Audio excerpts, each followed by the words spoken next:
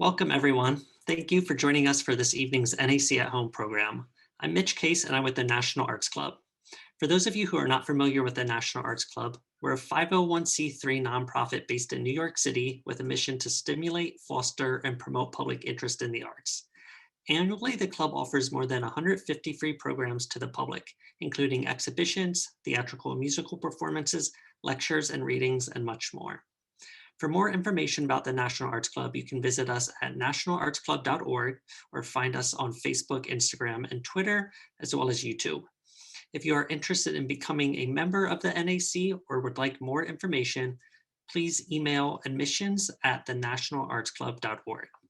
I'm now going to share an introduction from Michelle Kidwell-Gilbert, Chair of the club's Archaeology Committee. Thank you, Mitch. Good evening. I am Michelle Kidwell-Gilbert, Chair of the Archaeology Committee. I am delighted to welcome close to 800 attendees, including a special one, Mr. Isan Kassilakis, counselor at the Permanent Mission of Greece to the United Nations, to a lecture entitled Revisiting the Ancient Port of Kommos in Crete, with Professor James C. Wright, presented in partnership with the American School of Classical Studies at Athens. Considered the mythic birthplace of the god Zeus, this extraordinary Aegean island has long been renowned for such remarkable palace sites as Knossos, Ayatriad, and Festos. Vibrant frescoes, some even enhanced by three-dimensional detailing. Joyously decorated ceramics, as well as exquisite miniature gold jewelry and seals. Crete has proved a significant subject for our committee, with the penultimate in-house lecture given last March by Evangelist Karikakis, involving the interaction between archaeologists and its local community. This is James Wright's second National Arts Club program. For 5 years, he served as director of the American School of Classical Studies at Athens and is the William R. Kennan Jr. Chair and Professor Emeritus of Classical and Near Eastern Archaeology at Bryn Mawr College.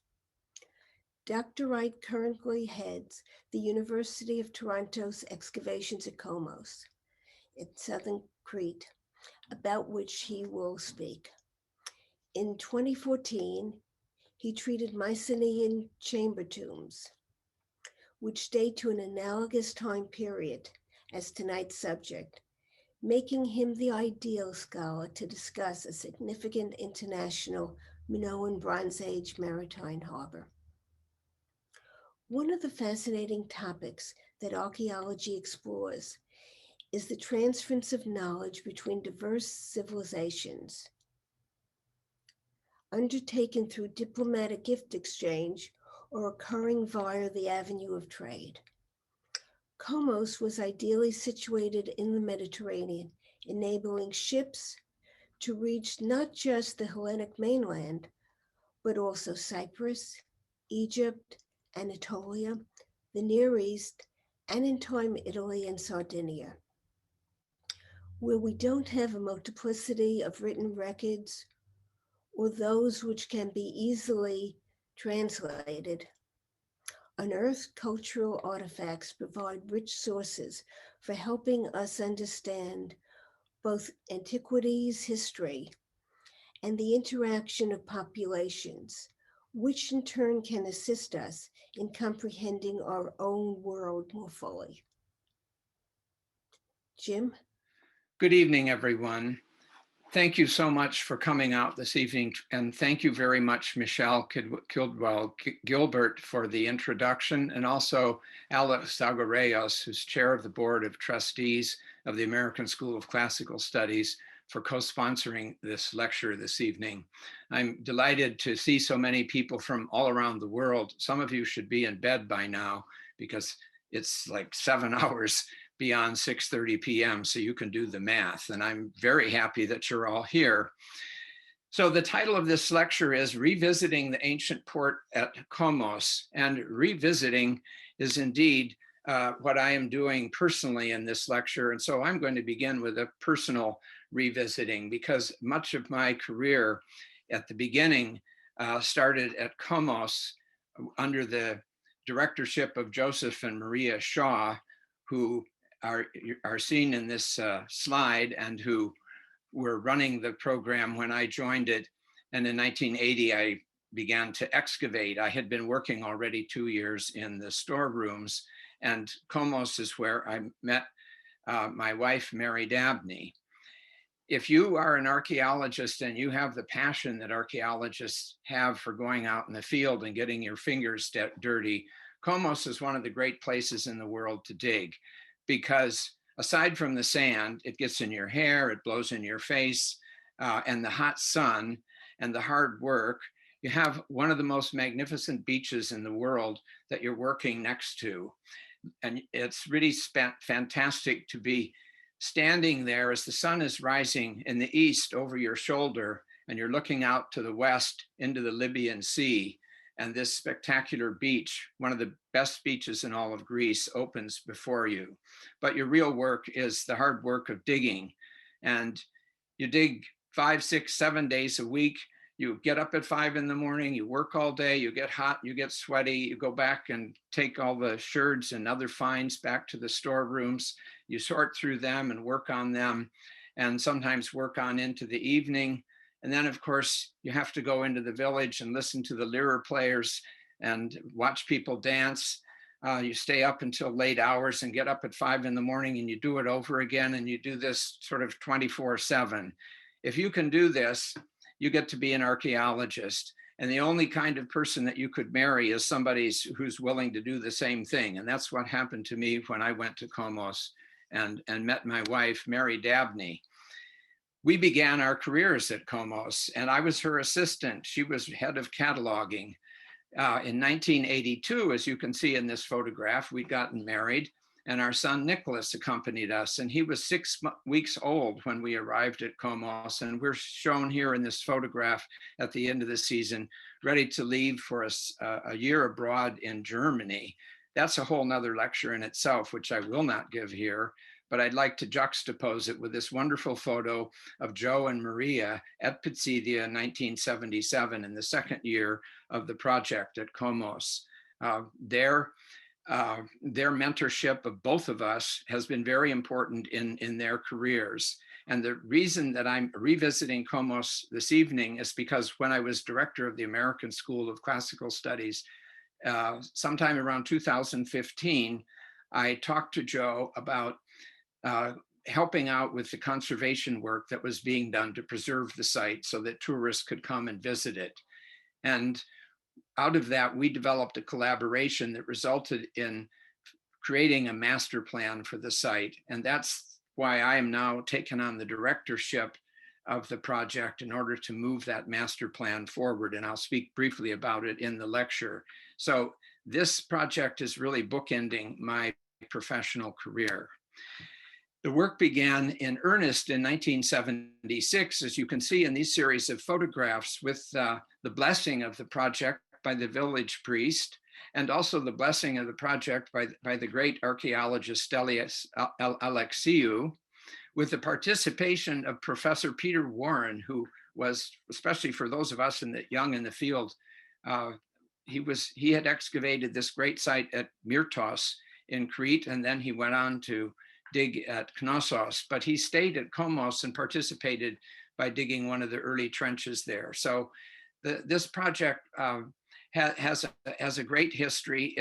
It went on for 20 years of excavations through 1996, and it was fully published. Right behind me are half of the volumes of the Kommos excavations. It's one of the best published sites of all of Greece, very quick and detailed publications, which means that the interpretation of the site went on for quite some number of years after the end of excavation, and long after I had gone on to do other things.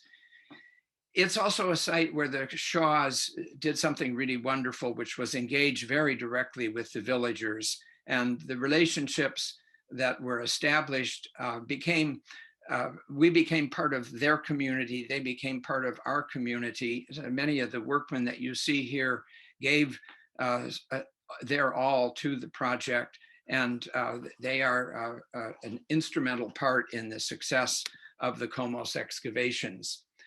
Professor Shaw began his career with a strong interest in maritime archaeology and in ports. So he had begun excavations under Robert Scranton as a young student, graduate student architect at the port of Kenkriai, the eastern port of ancient Corinth.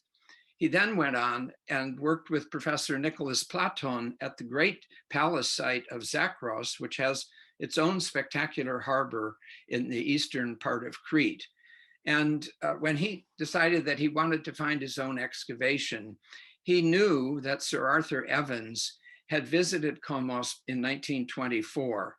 Evans had been excavating, as you know, the palace of Minos at Knossos, and had discovered the royal road heading up to the north, up to the west, and also a road that leads out of the north end of the palace down, perhaps down the Karatos River Valley to the port that is in the port area of modern Heraklion today.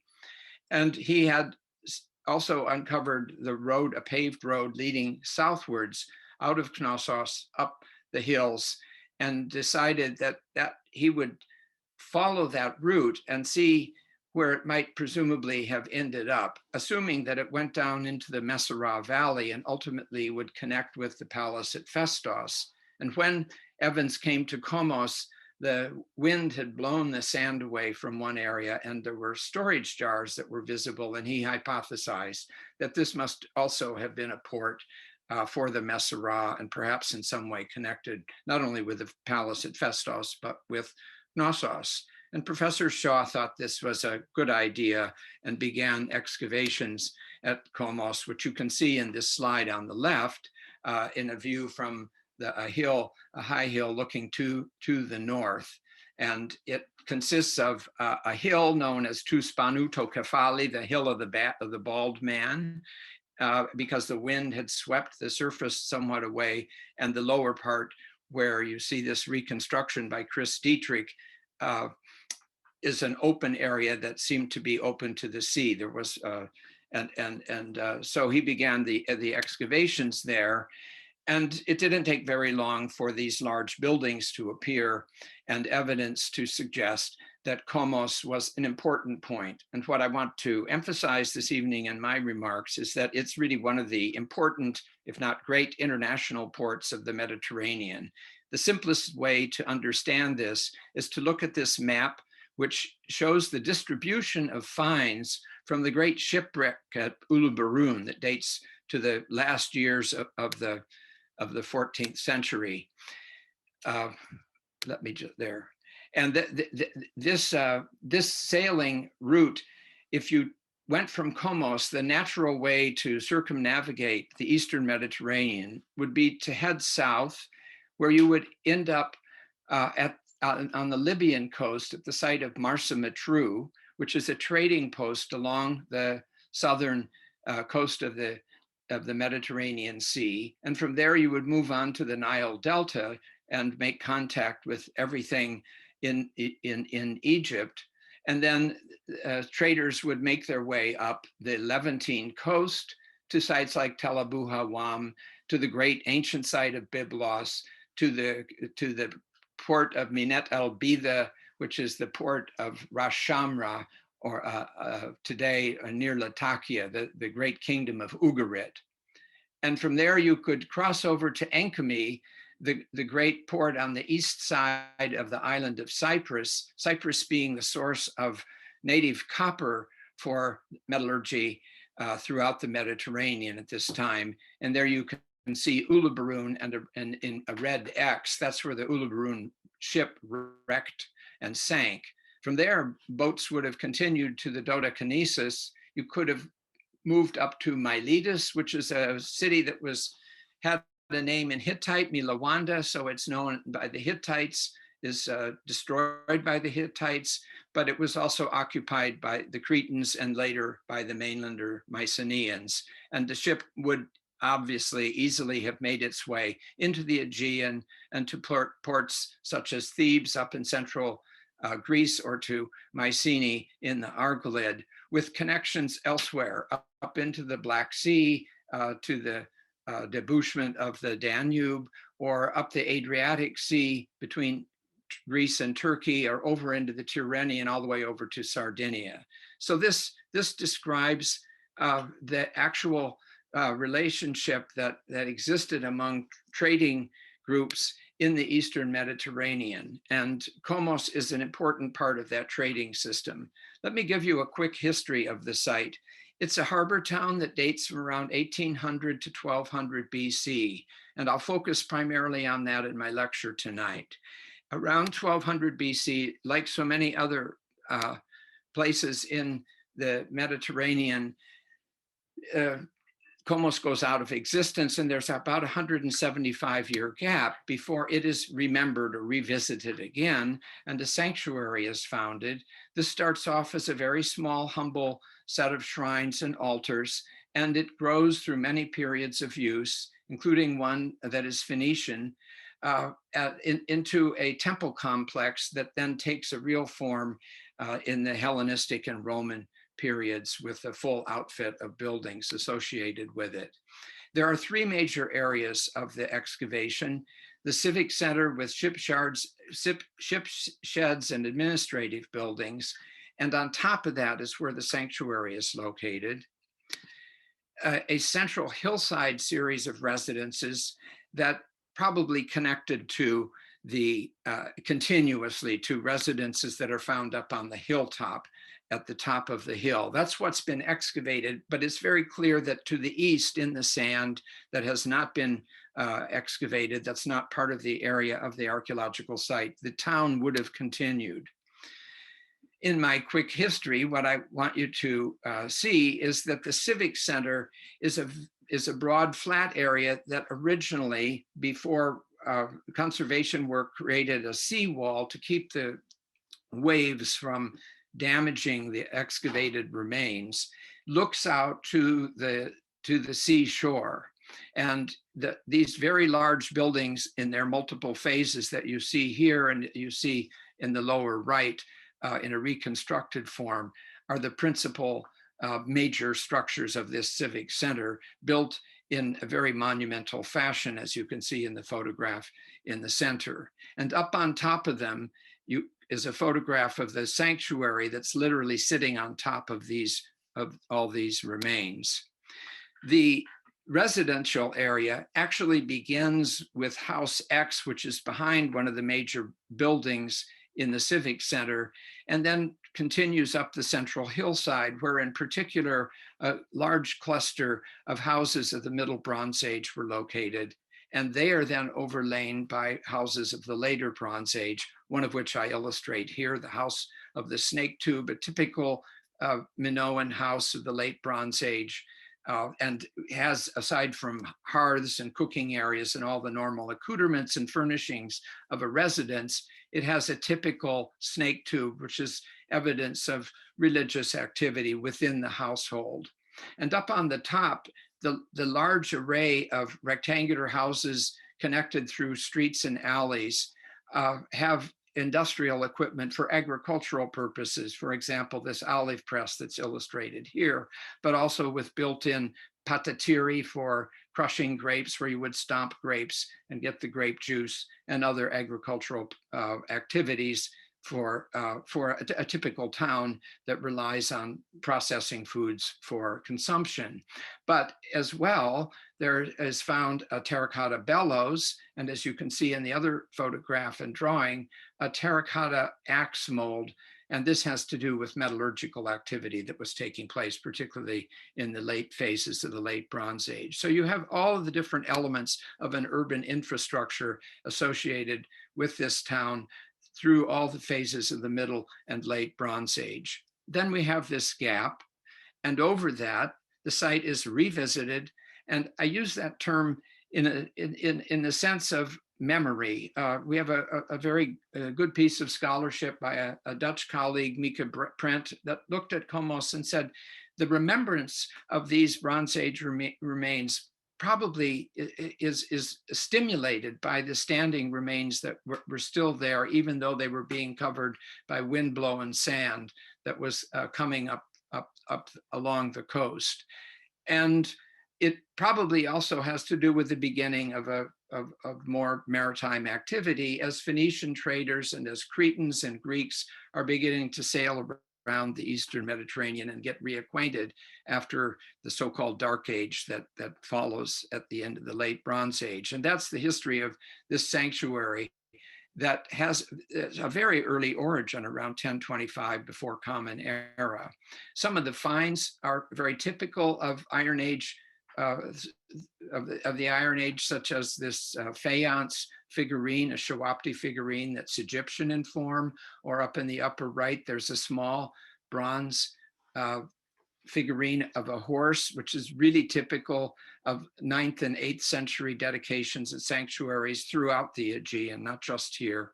And then in the Archaic period, altars that were out in front of the sanctuary itself, and you can see there are 4 altars in the model photograph down below, had scattered and dedicated at them bulls, terracotta bulls that are, it's much cheaper to dedicate a terracotta bull than to have to actually kill a whole bull in your worship at the site.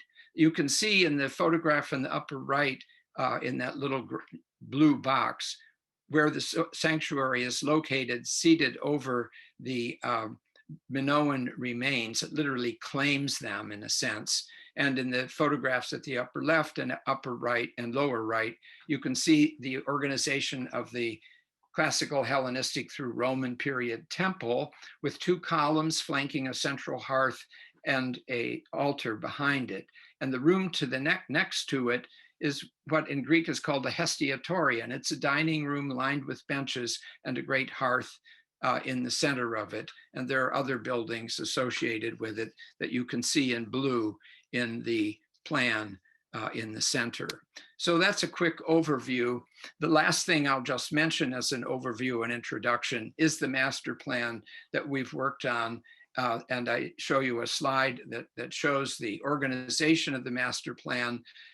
What we're confronted with is not just cutting the weeds and keeping the vegetation down, but shoring up the structures and creating pathways so that people can visit the site. And with that, we've also have a vegetation plan that will be executed that will bring native vegetation in to help stabilize the area for the future. So here we are with the photograph. And the photograph shows us looking up towards the western end of the Messera plain, through which the Aeropotamos River drains and debouches into the Libyan Sea, just up above the hill that you see in the center of that photograph. The relationship between Kommos, Ayatriad, and Phaistos creates a kind of Minoan triangle, as Professor Shaw termed it. It's easy to walk from one to the other, and they command the western Messera Valley. And the Messera Valley is the largest agricultural valley in Crete. It's very fertile and rich, watered by the river and flanked by the Asterousia Mountains at the south, running east to west, and by the slopes of Mount Ida to the north, which contribute in terms of pastoral activity for raising sheep and goats, production of cheese and milk and things of that sort, while the valley produces olives, grapes, all the grains that you need. And it then is a great source of wealth. And that is, of course, the reason that the palace at Phaistos and the complex at Ayatriad came into being as major centers. And it's natural that they would have a port. So the discovery and excavation of Kommos simply adds, fills out the picture of this political economy that originated in the Messera region. And you can see in this photograph a view of the Messera that looks across the ruins of the great palace remains at Phaistos. And then if you go to the end of the ridge off to the west, you would come to the site of Ayatriad. It's a short walk, and it's usually known as having 2 villas associated with it. But what we have to remark today in particular is that it is another principal administrative center that sort of moves back and forth between Phaistos and Ayatriad in terms of control of the economy and activity in the area. So we could think of them as the political economic nexus of this region. And their great monumental architecture that dresses out the palace at Festos in particular is matched, if not even excelled, by what was discovered by the Shahs at Kommos, as you can see in these photographs. The one in the upper left, in fact, is the largest cut ashlar block in all of Crete for all of the Bronze Age. It's about 5 meters long. And as you can see in these photographs, this is very carefully shaped masonry for this large building complex we see in the bottom center plan that goes through many phases, the upper section of which is a series of administrative and storage and work buildings. And this photograph to the lower right is the end of them facing out to the sea. So you can see that the architecture of these harbor buildings is substantial. And in this illustration, you can see Juliana and Joe Shaw's reconstruction of the main building of the new palace period, sometime before and around 1600 years before Common Era.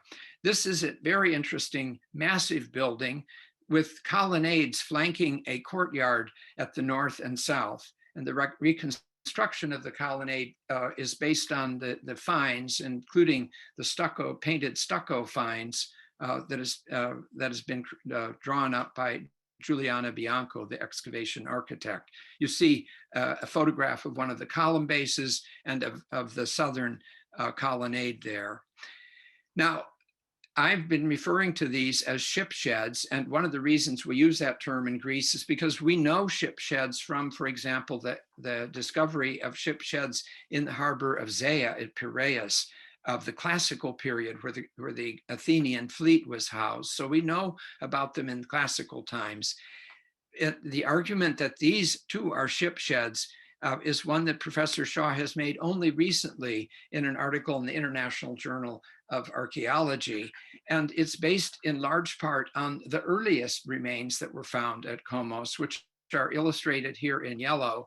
And they consist of a large foundation underneath the large building with storerooms or ship sheds that you can see in the plan, as well as in the courtyard, a paved area that Professor Shaw interprets as a slipway for dragging boats up. And you can see a photograph of that here. So his reconstruction that they've drawn suggests that boats could have been dragged up onto the shore on this slipway, and then they could be parked literally in the courtyard area or even taken into the storerooms if need be. And what's interesting is that some of the evidence that corroborates this is found contemporaneously. For example, at Terra, when the volcano exploded around 1560, 1550 before Common Era, it, of course, covered the remains, and one of the houses, the West House, was excavated, and it has this miniature fresco that's very famous. Many of you probably know it. This is a detail of one of the miniature frescoes from the ship, from the West House, and it shows the end of a scene. Some people in ships attacked, they were defeated. So in the background, not shown here, are individuals floundering in the sea and boats pulling away as soldiers file off and peace returns. And what I want you to focus on is this building. It's right on the shore. And if you were to draw a picture of what this building at Kommos looked like, you might well have represented it just as you see it in this illustration. So that's one piece of evidence. Another that I'll just mention, and I then won't go into more detail, is the discovery by a colleague at the Archaeological Service at the Karatos port. So if you take the ferry from Piraeus today to Heraklion, it comes into the port there that's known as the Karatos, which is where the Karatos River flows into the sea north of Knossos. So that's that right there in that harbor area. There are remains of a very large building, one or two buildings that have long walls, just like those that we found at Kommos. And it's almost certain that this is another one of these facilities at a port. In addition to that, at Kommos, typical stone anchors, ship anchors, have been found. And here you see a photograph of them in situ and drawings of the anchor. These are very characteristic of late Bronze Age anchors throughout much of the Mediterranean. And so these all add up for us to understand how these facilities could have been used for repairing and housing ships in the off-season of sailing. There's another element that I want to very briefly talk about. This is the most recent research, an article published in 2020 by Murtsas and Kolaiti, two Greek marine archaeologists, marine geologists who were reconstructing the coastal paleography of the shoreline from Matala to Kommos and on up the coast a bit. And their conclusions are extremely interesting for us because they have found beach rock that tells us exactly where the beach was located in the two phases of the late Bronze Age harbor at Kommos that I want to focus on this evening. That of the Neo-Palatial period, let us say around 1600 years before Common Era, and then that of the later Palatial period between about 1350 and 1200 BC. And the shore was 2 meters deeper than it is today, which if you look at the photograph up there where it says Papadoplaka, you can see I've outlined more or less how much farther out the shore would have gone. And the other thing that's really interesting to notice is that this Papadoplaka rock that we used to swim out to when we were cooling off after a day digging, would have been much higher out of water. And I think that it really may play into one of the reasons why this could have been more like a cove, as it were, to support boats coming in to a more quiet waters, and then to beach and themselves on this long strand of beach that extends so much farther out than it does today. It tells you something about sea level rise, which is a problem that continues to be a problem at Kommos as we go through our own climate change. At the same time that these buildings were being used for ships and for various maritime activity and storage of tackle and things of that sort, they were also used for industrial purposes and storage purposes, and also as gatherings for merchants who were trading wares at Kommos. And I just give you an example of that. In the different phases of this building T, as it was used over a century and a half, we find it divided up into different areas. And among those, there's metallurgical activity going on, both within these areas and up in these rooms to the north. So we find metal tools and scrap bronze and things of that sort. And then as another important example, the entire South Stoa was probably dismantled in order in about 1600 BC to emplace a large pottery kiln in it. And that's really important because it tells us a lot about industry in the area, about the local production of pottery, which plays an important role at Kommos and in the Messera in its participation in the international exchange with the Eastern Mediterranean.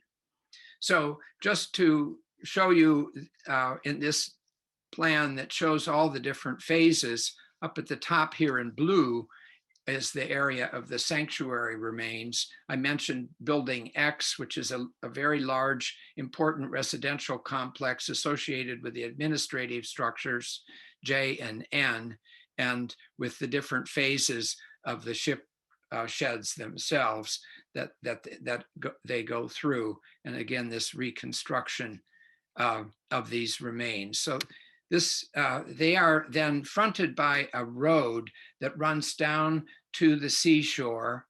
And this is a very wide paved road, and it almost certainly turned to the right and went around behind the administrative building, probably leading directly into the ship sheds themselves. And it probably goes farther to the east in that unexcavated area of the urban complex. This is a drawing by Giuliana Bianco that imagines what it would have been like to be walking on this road. This road was excavated by Mary Dabney when she excavated at Kommos. And it's important as part of the urban network. You can see there's a stairway right here in the lower left illustration. That leads up to the so-called Rampa del Mare. It's a paved road that goes up past the central hillside residences and then connects up with the roads and alleys that form a street plan for the hilltop residences. And again, this would have extended farther to the east. So it clarifies the extent to which this is a real urban setting for the port as it develops throughout the Bronze Age. I want to go through the archaeological and architectural phases in a little bit more detail in order to set up the stage for talking about Kommos and its particular relationship to the ancient Near East and Egypt in important phases as the Egyptian and Hittite empires come into play. The first phase, that is the phase in which the slipway was found and the earliest building, actually corresponds to the establishment of the first palaces in the Middle Bronze Age, perhaps as early as 1850 before Common Era. To talk about them is really to talk about another lecture, which I'm not going to do. The pottery, though, that was studied by Aleidus van de Mortel shows that in this period, Kommos begins to connect as a port with the Eastern Mediterranean. And I'll just leave it at that because we're going to spend much more time talking about the Neopalatial period when Building T was erected, which is that time when Knossos became more or less hegemonous, at least as a central big palace. This is the time which people like Evans like to talk about as the Thalisocracy of Minos, when Minos was the legendary king of Knossos. And it's a very important time of florescence in the late Middle Bronze Age and throughout the beginning phases of the late Bronze Age.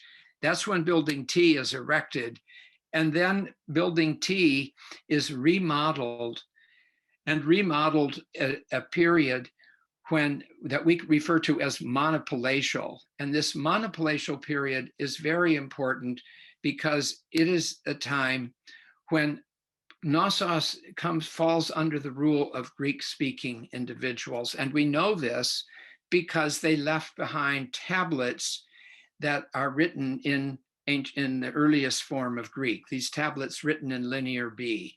So this is a very important period because it is the time when you get a terrific engagement with the ancient Near East that I'll show you in the evidence that's been recovered from Kommos. And Kommos and Knossos has what's called the final destruction that occurs at the end of this phase in the early years of the 14th century BC.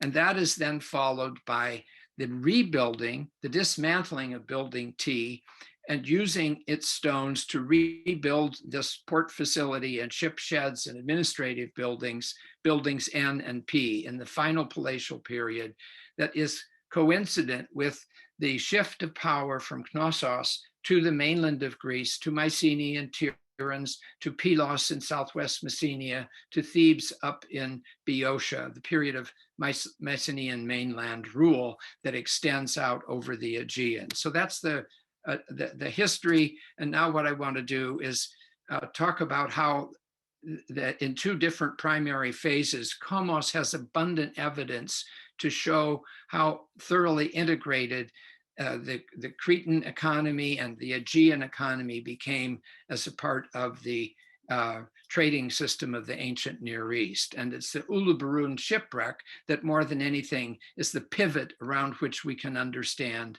the varieties and deep integration of this international trading system.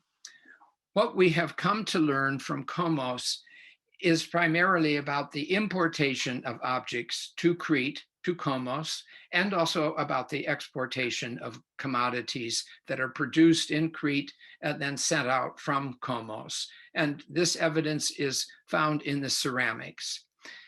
And it consists of three different varieties. Evidence of commercial traders which we read as a kind of social activity through the discovery of commensal pottery, commensal ceremony, in other words, drinking and dining, something sailors obviously are famous for throughout history. The second bit of information has to do with the first creation of shipping containers, that is, clay vessels that can be put in the bottoms of ships, and they contain olive oil, wine, resin, particularly terebinth, and pottery and other commodities that are sailed around the Aegean. So this is an international trading system, and this is the bulk of the cargo of these ships. And then there's just one third element that's of particular value and interest for trying to understand how the Aegeans, particularly the Cretans in the first instance, and then the mainlanders, tried to get involved in the issue of perfumed production of perfumed oils and unguents, something, again, that Mary Dabney has written an interesting brief article about, that is important, as we know from texts in the ancient Near East. And I will just mention it briefly before moving on. Now, how do we know all this? We know all of this because of Jerry Rutter in particular, and the collaboration that he has undertaken with other people like Peter Day at Sheffield University and Vasilis Kilikoglou at Democritus National Laboratory in analyzing the pottery from Kommos in particular, but also from a number of other sites. Jerry received a gold medal of the Archaeological Institute of America and also a Festschrift in his honor. And Giuliano Bianco, the Kommos architect, drew this wonderful cartoon that is probably making him his ears turn red if he's listening in tonight. But it's published because it's in the Festschrift in his honor. He processed thousands and thousands and thousands of sherds, and he's a real engine of doing that, but not a robot. He's a deep analyst, and that this illustrates the way he works and the way we have come to understand the material. So most of what I'm going to tell you is drawn from research that he and other colleagues have carried out over the last 30 years. So if we start with the drinking pottery and commensal ceremony, fairly early on, that is in that period that we think of as being the Neo-Palatial period, when Knossos is ascendant, and then moving down into the Monopalatial period, when mainlanders begin take over control of Knossos and start recording in their Linear B tablets, we have evidence of material showing up at Kommos directly from the mainland, such as this jar, which is shown here, and it's fragmentary, but it's a large jar that comes from the mainland. It's a very special import. They don't show up elsewhere at Crete.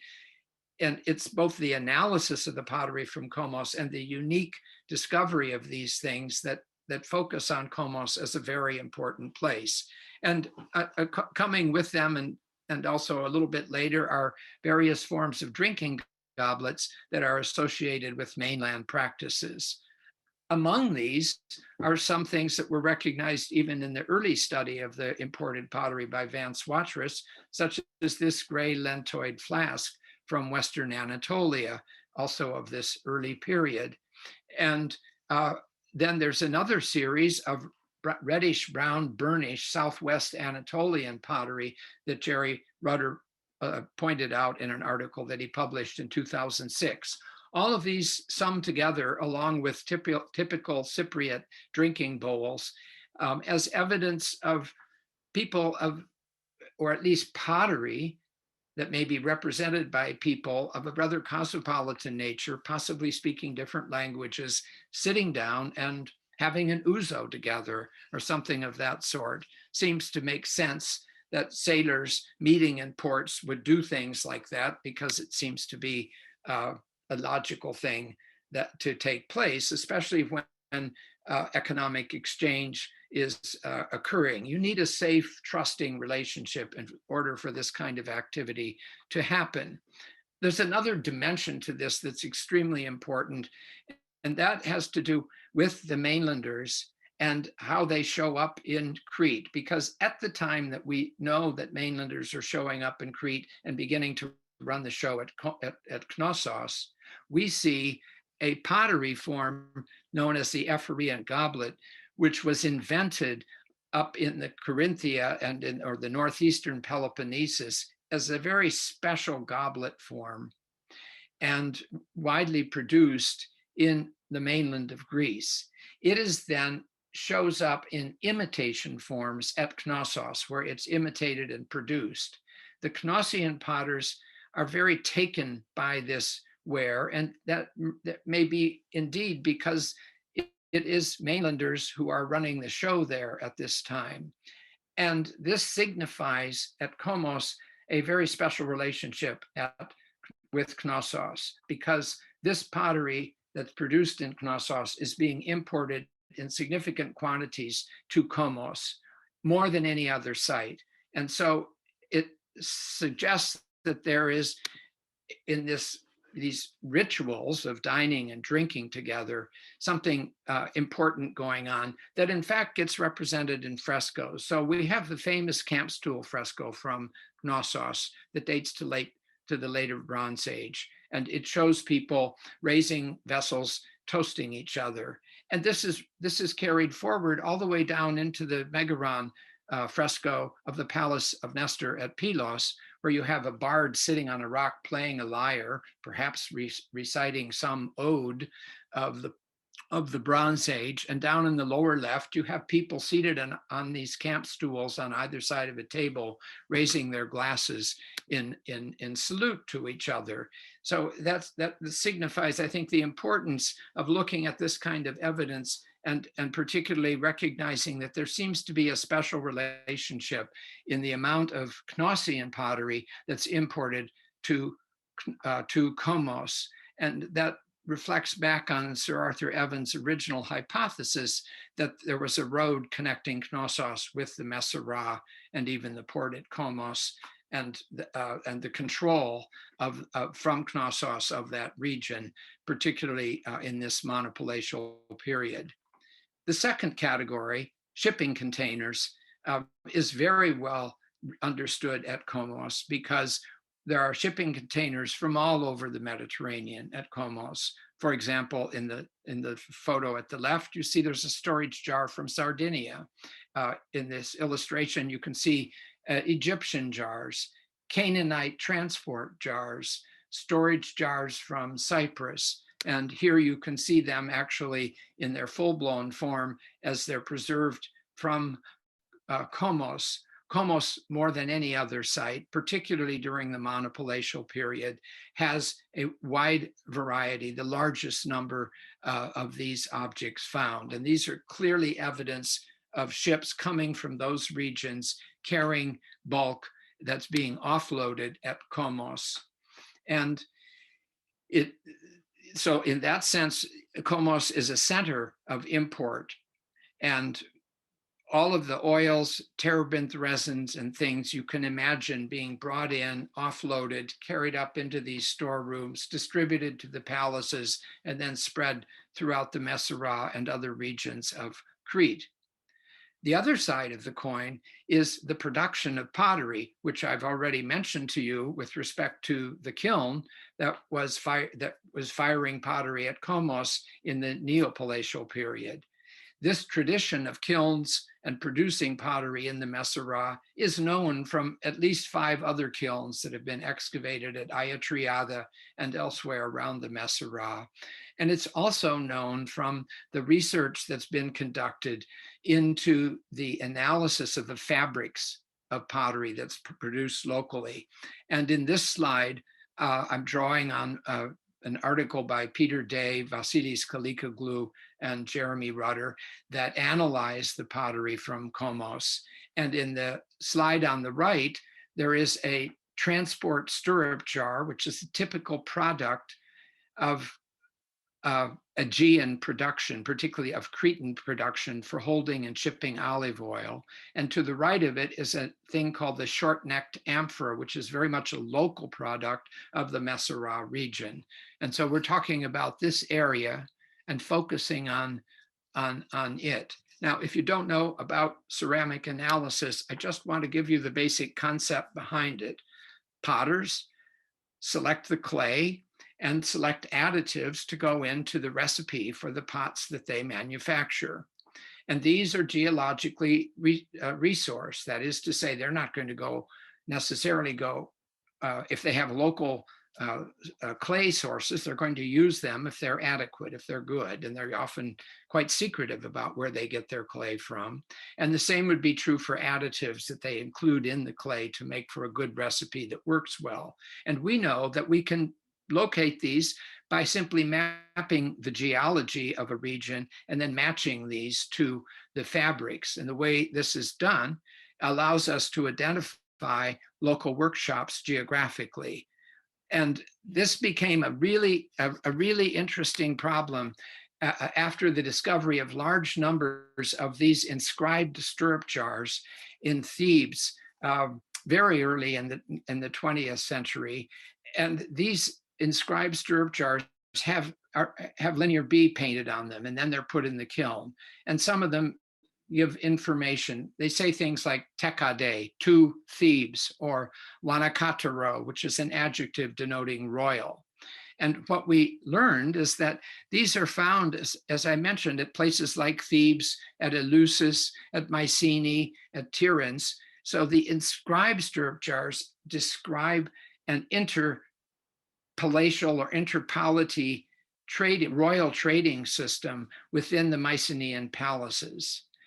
Yet when Hector Catling and his colleagues at Oxford established a laboratory in 1965 and began to examine these, and they continued to do this work through the 1980s, they discovered that the fabrics that they're made of actually are geologically sourced to Crete. And the question was, where in Crete exactly? So this then led to the hyper development of ceramic petrology, taking thin sections and looking at them under a petrographic microscope, and then recognizing the constituent elements of fabrics that take a particular signature. And that has then been supplemented by taking samples from these pots and doing neutron activation analysis of them. And what happens is that the neutrons get excited and they release signatures of the basic elements of the periodic table of the elements that can be then mapped. That information can then be statistically examined, that produces groups that cluster together, having a high level of statistical significance. And what's interesting is that those fabric clusters, at least in the situation of the analysis of these pots, match the fabrics that are determined on the basis of the petrographic analysis. So as a result, you can take a cargo such as that from the Uluburun wreck, do analysis of the fabrics, and then map those distributions around the Mediterranean, as I will show in succeeding slides. So that's the background to it. And I said I would mention this third category, refined oils as unguents and salves. It's really important because it starts in Crete. It starts probably at Knossos, and oil is taken and refined and heated, and then additives, perfumes of different kinds, cumin, things of that sort are introduced, and it creates unguents. And they are then put in small jars known as small stirrup jars, and these are then distributed. And of course, it's the kind of thing that you apply to your body. And we know that the kings of the ancient world put much value in objects like these, whereas we have discovered archaeologically, for example, here in the house of the oil merchant excavated in the 1950s at Mycenae, we actually have uncovered one of these workshops. And in the Linear B records from Pylos, we have records of a workshop operating at Pylos, and we also have the archaeological remains of them. So this is an industry that both Cretans and mainlanders were interested in promoting in their trade with the ancient Near East. And the success of it is a matter for another discussion. But those are the three areas that I want to represent here. And what I'd like now to coordinate is the phases of occupation at Kommos with some Mediterranean history. So this term Brotherhood of Kings is used by Amanda Podany in a book of that name, where she wants to look at the long history of political economic relations through treaties and correspondence among kings of different regions. And the first period that's of interest to us is the period in Egypt and during the reign of Amenhotep II and the early phases of Amenhotep III, and the rise of the Hittite Empire under Tudhaliya, and also in association with rulers in Assyria and in Babylon. And it corresponds with this monopalatial period at Knossos under Greek rulers. And what Jeremy Rutter suggested in his 2006 article about the red-brown burnished ware from Western Anatolia is that at this time, we know from the earliest Hittite documents that we have that there is an individual named Atarisius who is apparently a leader or king of people that they refer to as Ahiya. And Rutter said, this makes sense, that whoever's seated on the throne, he didn't exactly say this, I'm saying it, whoever's seated on the throne at Knossos must be the king of the Ahiya who's being referred to, because this is the time not only of Mycenaeans running the show, but also at Kommos of the greatest ascendancy of interconnections between the import and export of items in the ancient Near East, whether Egypt or the Levant or coastal Anatolia and Cyprus. So this is really an important period, and the ceramic evidence at Kommos suggests strongly that Kommos is playing a major role at this time. And excuse me, this would be the time when that relationship between Knossos, Festos, and Kommos is particularly strong. And when we think about that, we can then refer to the analytical work that Day and Kalikoglu and Rutter have done, where they've identified in the imported material at Kommos its sources of production. For example, regions like Saqqara and Memphis in Egypt, all the way up coastal Levant through the Gaza Strip and on up into Lebanon, all the way up to the kingdom of Ugarit, over to ceramics coming from Cyprus that they've also sourced following the south coast of Crete. So this is a distribution map that shows the fabrics that they have identified that are found at Kommos at this time. And I'm just citing here from their research that the increase in Canaanite transport jars, especially in Crete at Kommos, Moklos, and Chania, but also they are found in Athens, Argos, and Assini on the mainland. But the amount of Eastern Mediterranean pottery at Kommos during the late Minoan period is far greater than any found on the Greek mainland. And that's particularly true in the late Minoan III period, which is the next period that we want to turn to. And in a sense, they follow one after the other, but the segue is a little bit interrupted because in between is this final destruction of Knossos, sometime, let's say, around 1370 or so, before Common Era. And then we have the Mycenaean Palace period. So the shift of power moves to the mainland, as I mentioned before, and that's when Building T is completely torn down and rebuilt in its phase of buildings N and P for the Civic Center at Kommos. And that's the time when we have evidence from Amarna. Amarna is the capital built by Akhenaten, and there are a series of tablets dated roughly between 1350 and 1330 BCE that are the correspondence in cuneiform of the kings of the ancient world of this time. And those Amarna documents are really important for understanding the nature of political relations among the kingdoms of that period, including the small petty kingdoms up the Levantine coast. And you would get accepted into this group from time to time. And your name would show up in the documents. And so the people who were referred to earlier as Ahia are now referred to as the Ahiawa. But those terms are found in the Hittite documents. And the Hittite documents are running from this period down to the end of the 13th century. So we have this evidence of these kings knowing about people in Crete and the Aegean, interacting with them in their trading, and referring to them in the Hittite documents as the Ahiawa. So that relationship is fairly well established.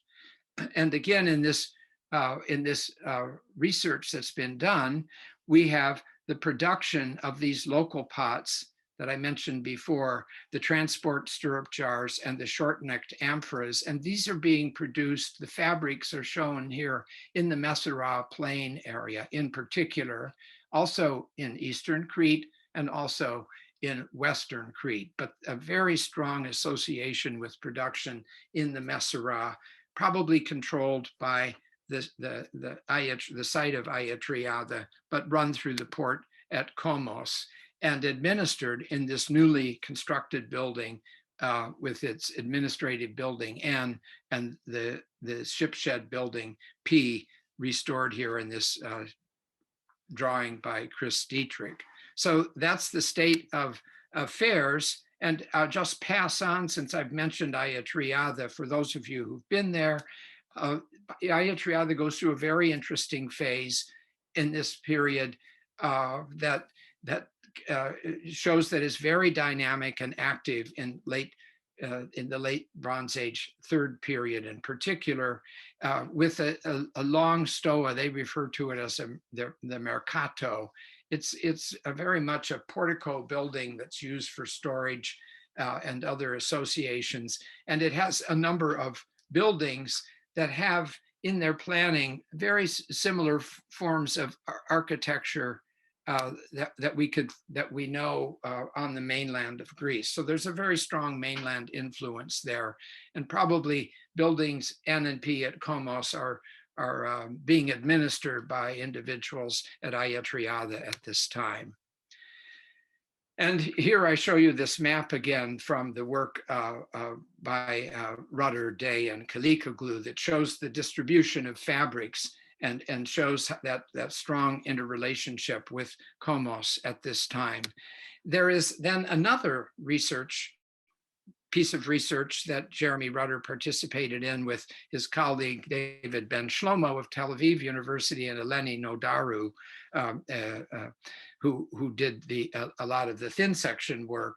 And here what they're showing is the number of transport containers produced in the Western Messera distributed in the Levant. And so you see this map showing particularly the area about Tel Abu Hawam. And there's a very special relationship that seems to be developing here. This is unique because of Kommos, and it's so unique that I will just quote them. The research draws additional attention to the site of Kommos, which has produced by far the largest concentration of Levantine, Egyptian, and Cypriot ceramic imports, including Canaanite jars, not only on Crete, but in the entire Aegean.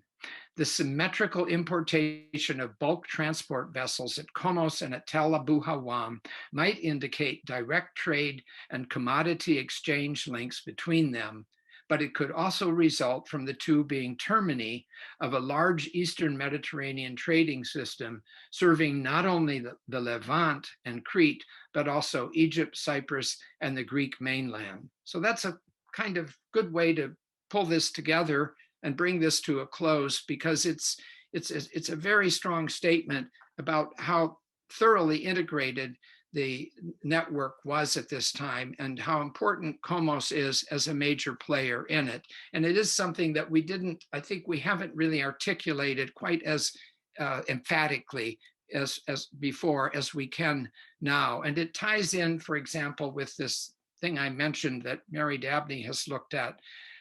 The Mycenaeans wanted to get into this system of trading, and they tried, for example, by producing these perfumed oils And we see these pots distributed very widely, particularly in the areas just mentioned here, but they don't really take hold.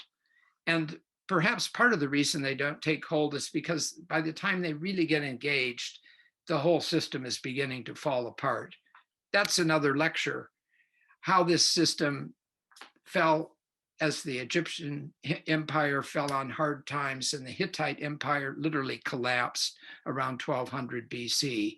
It's another lecture, but I'll leave you to contemplate how climate change is one aspect that we would take into account today in thinking about it, and the amount of sand that got blown up the coast of the Messera and covered the remains at Kommos until they were revisited in 1025 BC and then revisited by Joe and Maria Shaw when they undertook the excavations to look at the site and understand it back in 1976.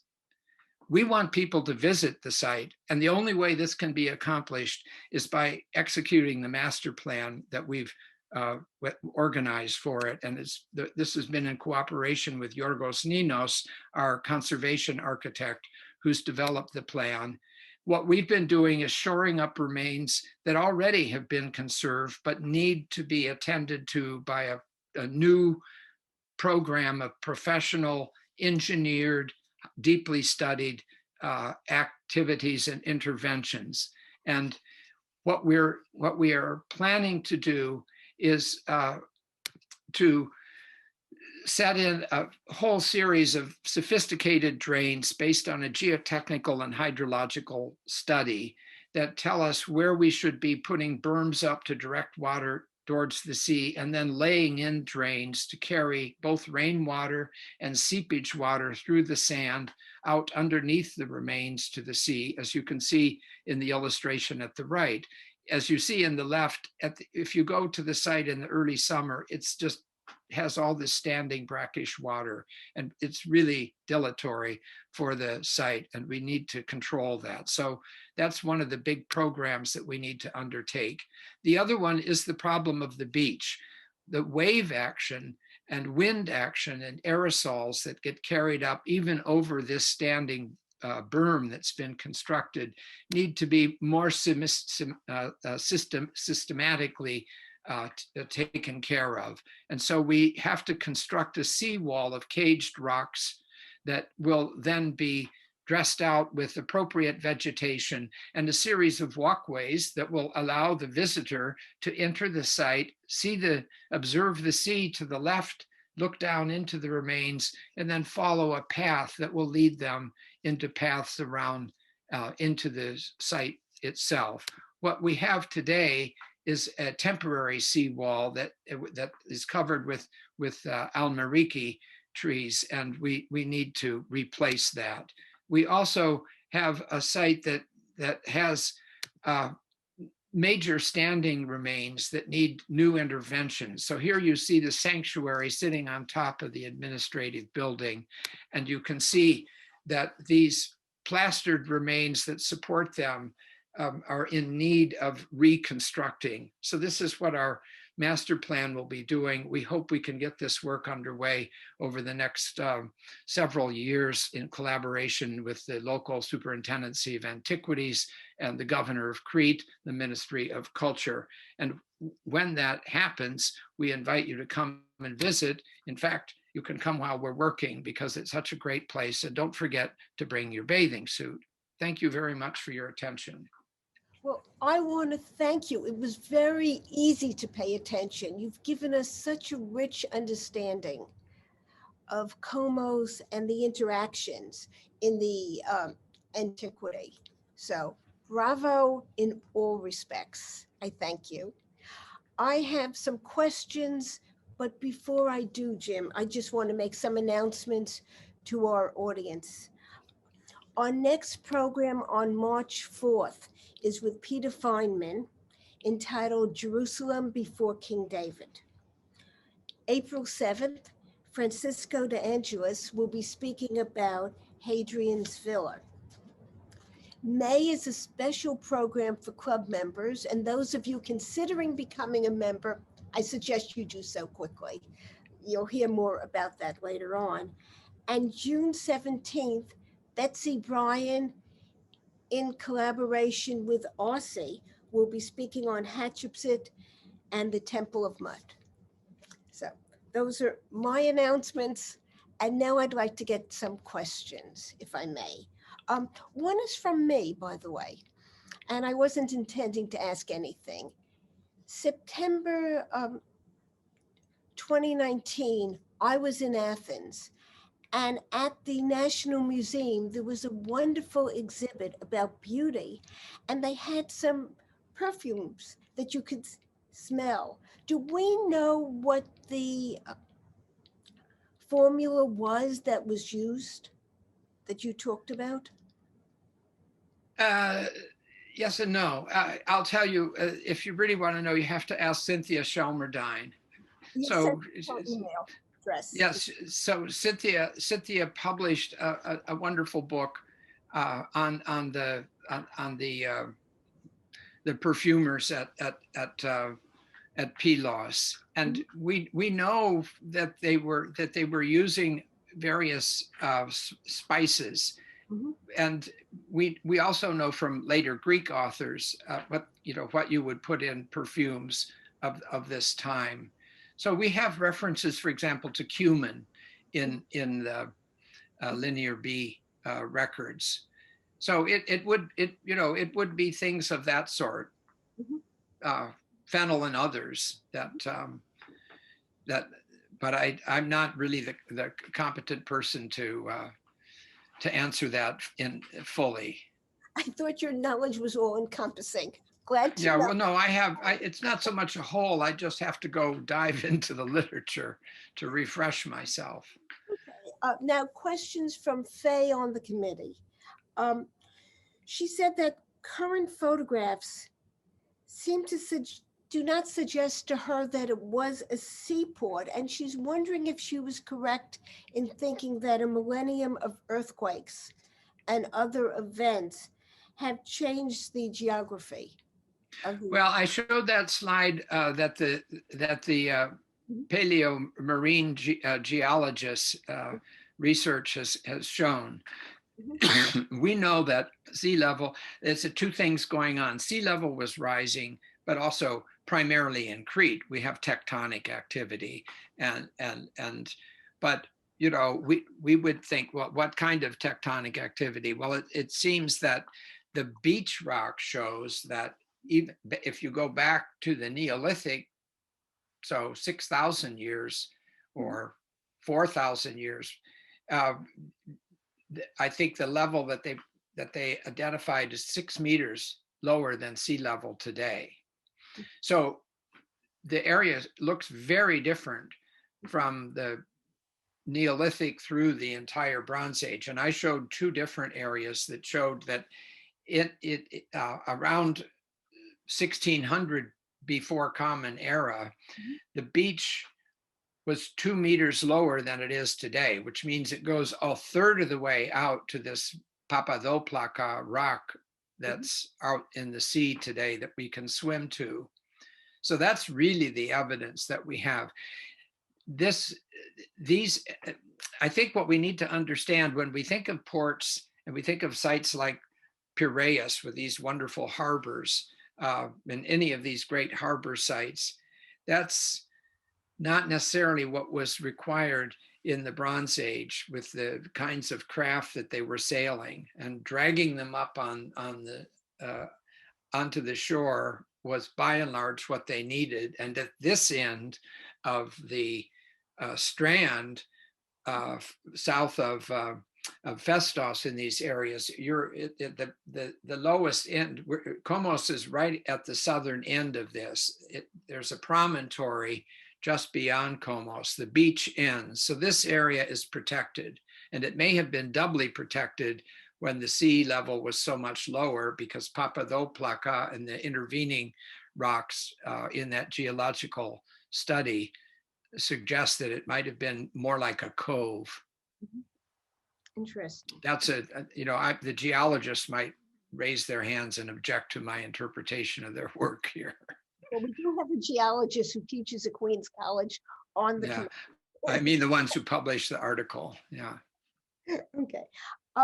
Jody had asked about rivals of Kommos, such as the Phoenicians.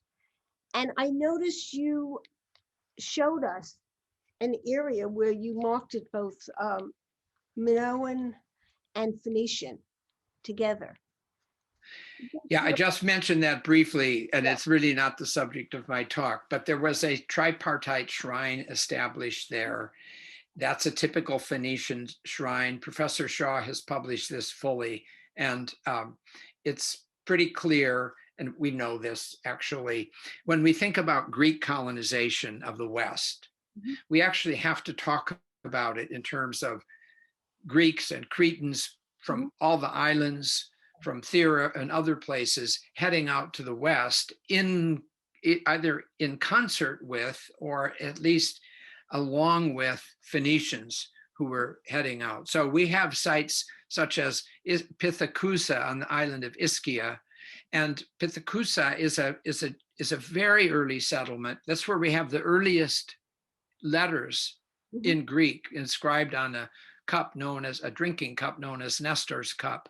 And that early inscription is, I mean, that early settlement is a site of a lot of early metallurgical activity, and there's Phoenicians there as well. They're working together.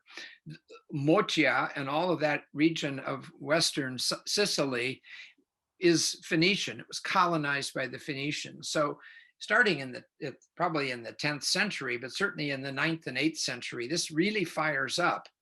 And the Greeks established a number of colonies of their own, but as we know, in Sicily, there's a point at which the Phoenicians have their hold, but the Phoenicians established the great city of Carthage and are much more prevalent along the African coast. And that sets up the whole stage for the Roman Republic contest with the Carthaginians. So that's the answer to that. Kommos is just a way station, but it clearly was remembered and sort of reestablished, as we see in the evidence of this shrine.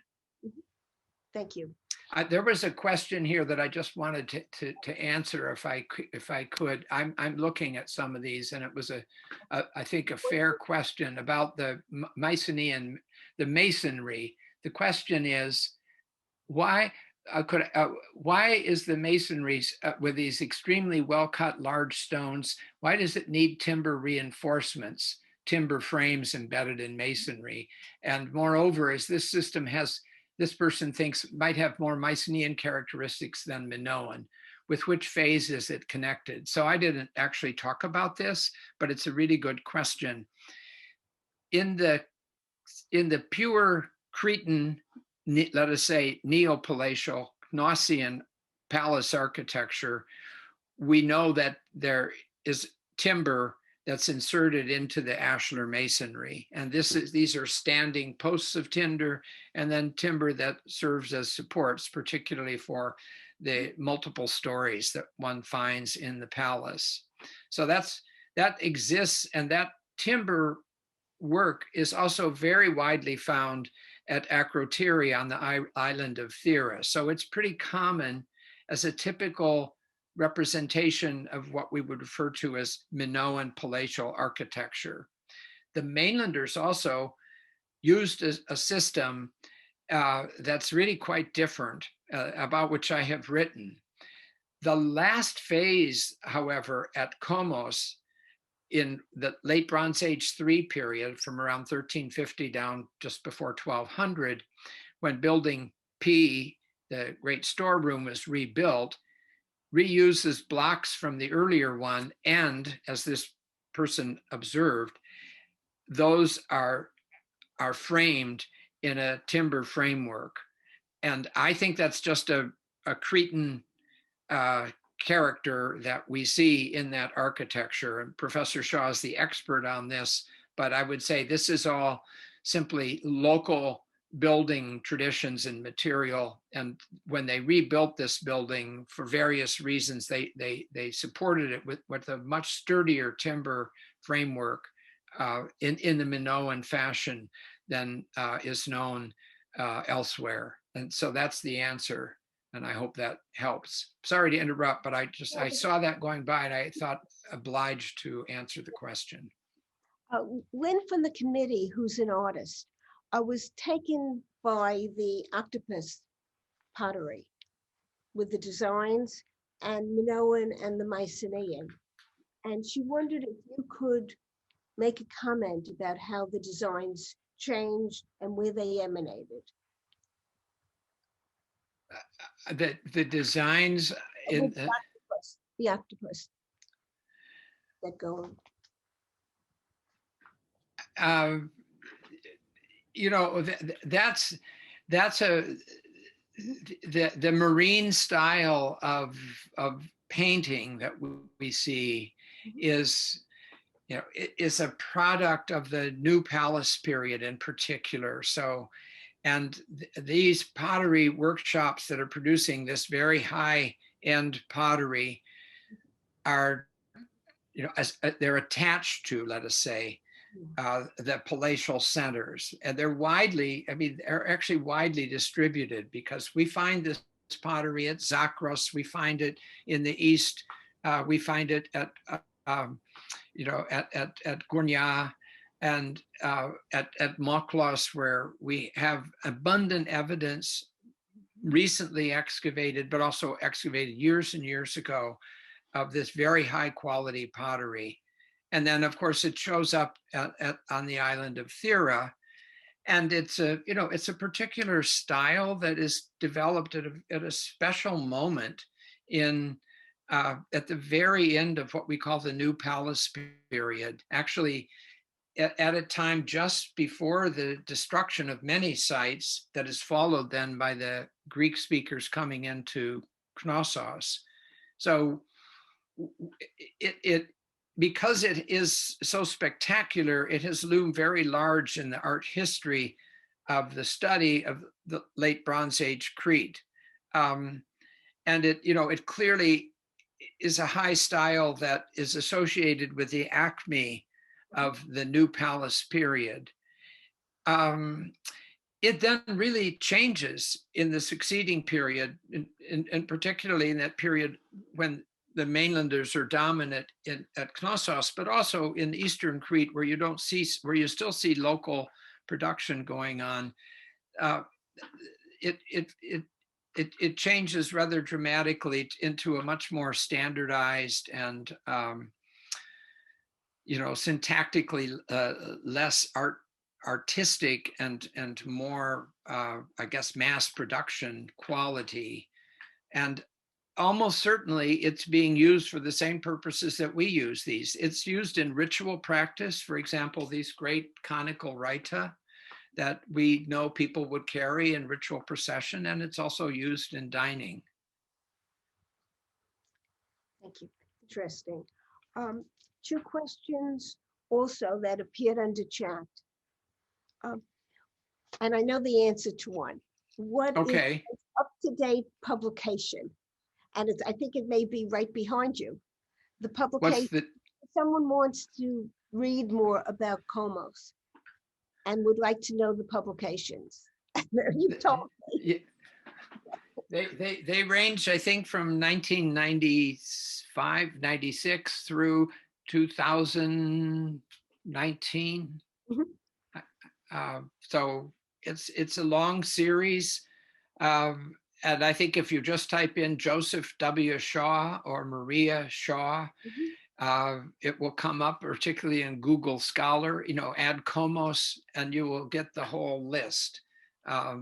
It's because I think I've got 6 volumes up here, but I think I must be missing 3 or 4 mm-hmm. of the total. So, and then there's this wonderful, this wonderful book that was published through the American School, which is Joseph Shaw's story of the Minoan harbor town. And this is 2006, I think it is. And this is really, you know, if you're interested in understanding the site and you don't want to get into the scholarly work, I would get a hold of this and just look for this. You can find it in Amazon. And through the American School as well? I don't know that they have copies. I don't believe the American School has copies that you can order. But you could look there, yes. Well, thank you, whoever asked that question. We had wanted to talk about the red volumes. So another question was, were any burial sites found at Kommos? No, this is a great question, and it bedeviled everyone on the excavation. I shouldn't say categorically no. There are on the ridge way up above the site, on the top of the ridge, there are some built rubble structures in the ground that may well be the remains of tombs, but there's nothing in them, and we don't really know how to date them. Archaeologists from the project at many different times, probably everybody who ever participated in the project, but also those who worked on the survey, thoroughly scoured the region looking for tombs. And we have not found a cemetery that belongs to the site, but mind you, behind the area that's been excavated, there are 5 meters of sand going up the slopes to the east. And most of the terrain that was exposed in the late Bronze Age is under sand. As you walk from Pithacusa, the kilometer to the shore, you're walking on sand dunes. So most of the area where tombs might have existed may well be buried under sand, especially on the slopes at the sides. And that's a big problem for the archaeology of the region. Well, very interesting. I want to thank you for an extraordinary hour and a half. I want you to know practically everyone has stayed with us. And I thank you for sharing your wealth of knowledge, and for the audience for remaining. And I'd like to turn this over to Mitch now. Just going to hop on and say thank you to Jim and thank you to Michelle for arranging this presentation. For additional National Arts Club programs, you can go to nationalartsclub.org, and everybody enjoy your evening. Bye-bye. Thank you. And thank you again.